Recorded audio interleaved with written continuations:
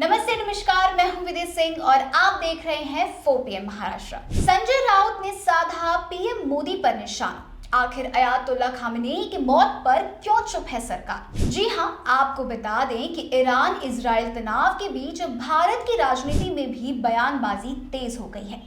उद्धव ठाकरे गुट के नेता संजय राउत ने केंद्र सरकार पर तीखा हमला बोलते हुए कई बड़े सवाल खड़े किए हैं।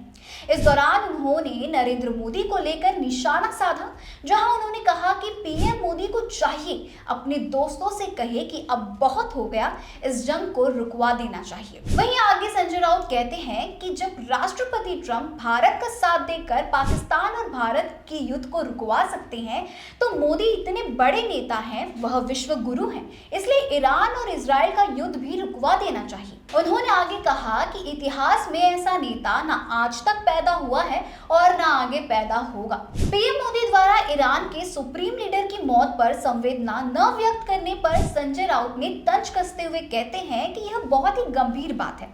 ईरान के सुप्रीम लीडर अयातुल्ला खामेनेई एक ऐसे शख्सियत थे जिसको पूरा विश्व मानता था, सिवाय इजराइल के। वह भारत के सच्चे मित्र रहे।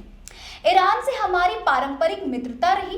भारत के संकट की घड़ी में अली खामेनेई ने हमें समर्थन किया और हमेशा हमारी मदद की।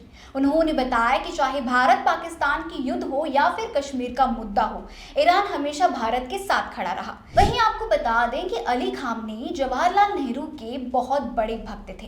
तो क्या मोदी जी को इस बात का गुस्सा है? संजय राउत ने कहा कि अगर इतने बड़े अंतर्राष्ट्रीय नेता की हत्या होती है तो भारत को आधिकारिक तौर पर शोक व्यक्त करना चाहिए। उन्होंने कहा कि हिंदुस्तान के राष्ट्रपति और प्रधानमंत्री को खुलकर संवेदना प्रकट करनी चाहिए, लेकिन सरकार ऐसा करने से बचती नजर आ रही है। राउत ने सवाल उठाया जहां वो कहते हैं कि आखिर सरकार किससे डर रही है? क्या भारत इजराइल से डर रहा है या फिर अमेरिका के राष्ट्रपति डोनाल्ड ट्रंप से? उन्होंने तंज कसते हुए कहा कि शोक व्यक्त करने से आखिर किससे डर लग रहा है?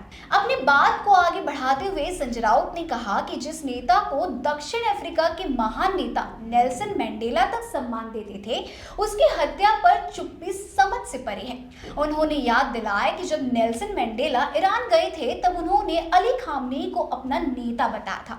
राउत ने सवाल किया कि क्या इससे नेल्सन मंडेला आतंकवादी हो जाते हैं? खैर, संजय राउत की इस तीखी प्रतिक्रिया के बाद राजनीतिक गलियारों में बहस तेज हो गई है और उनके बयान की हर तरफ चर्चा हो रही है।